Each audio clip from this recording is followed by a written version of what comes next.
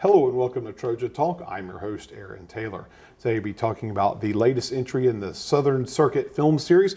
My guest today, visiting Troy as a part of that series, Dyanna Taylor, filmmaker. Thanks for joining us today. No relation. No relation, but we will talk a little bit, learn about a relation that you have in connection to the film you're bringing. Tell us about the film that you're bringing to the series and talk a little bit about some of the background of that. Well, my film is Dorothea Lange, Grab a Hunk of Lightning. And the Grab a Hunk of Lightning is about a moment in time for her where she literally took history by the tail and said, I'm going to grab this hunk of lightning, which she did throughout her life. But Dorothea Lange is also my grandmother, which is why we're talking about family matters.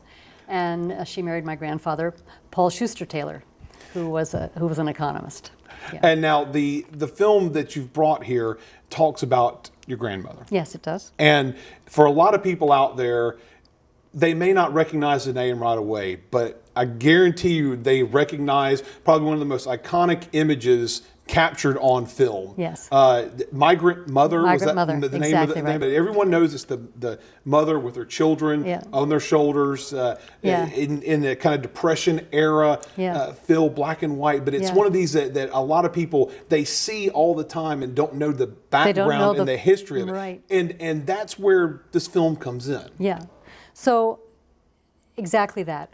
Here was a woman, my grandmother, who photographed this iconic image that we all know, and no one knows who the person who took the photograph was. She was a photographer. She started really young in New Jersey, actually, and came to San Francisco, was pickpocketed, lost all her money, and got a job at a photo finishing counter, and opened a little tiny studio when she was in her early 20s and did portrait work, and then went out into the streets to photograph the Depression, and from that ended up finding the Migrant Mother photograph, which happened later in her career. But that's how she found that woman and photographed her. And that's the one image, but obviously she had to have other work. Oh, a great deal of work. And I'm assuming that you maybe explore some of the other work and kind of show that, it's not just the one-hit wonder there. There's a lot of other work. There's a lot of work. The film covers all the I'd say 50 years of her work. A great deal of work, both from the portraits period, the Depression. It covers the early war efforts in World War II, the Japanese internment, early environmental work, and then foreign travels, which are very, very interesting in the early 60s. So it's a great arc of work about our history. And of course, I know probably as a relative, it's got to feel good to be able to show beneath that top layer that there's more there. There's more to understand, more than just that one iconic picture. Yes, and there was more to her life because it was complicated. A woman at that time trying to do that kind of photography meant that she had to make a choice between family and photography.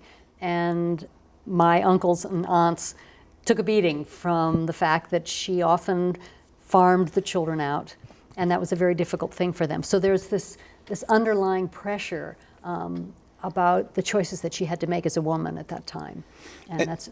Well, and I was saying, and how does it make you feel as a filmmaker to be able to share this story, to share the story of your grandmother, and be able, and I guess it may be painful maybe to tell some of these stories of kind of the infighting in between. Yeah, it's both. I felt that I wanted the audiences to learn about the arc of her life, and that it was much more than just the Migrant Mother photograph. I wanted women to learn about the struggles she faced as an artist and how she tried to balance that and the difficulties of it and the joys of it, because her work was so beautiful and successful. I also wanted people to know about who my grandfather was and the work he was doing on behalf of the migrant farmer and water rights in California. And so, and their remarkable creative collaboration.